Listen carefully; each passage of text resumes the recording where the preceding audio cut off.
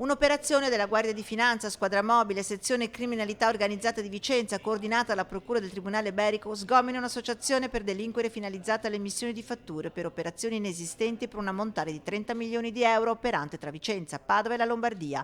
Sequestrati i conti correnti delle società ed eventuali beni per oltre 2 milioni e mezzo di euro. L'operazione ha portato all'arresto di Mirko Ghitti e la compagna Chiara Andrighetto, considerati capofila dell'organizzazione, residenti in provincia di Vicenza ma originari di Padova e di altre 7 persone.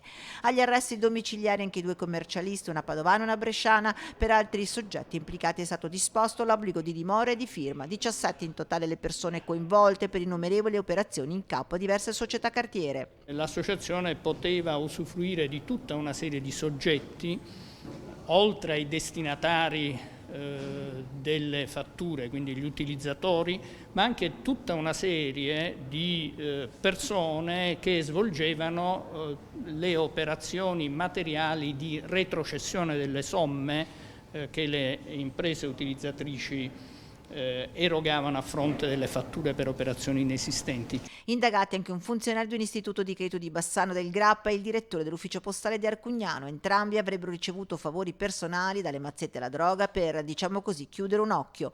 Tutto parte dai controlli proprio all'ufficio postale dove i soggetti si rivolgevano per ritirare il denaro. Intercettazioni telefoniche, pedinamenti cimici nelle auto hanno consentito di filmare i passaggi di denaro in contante.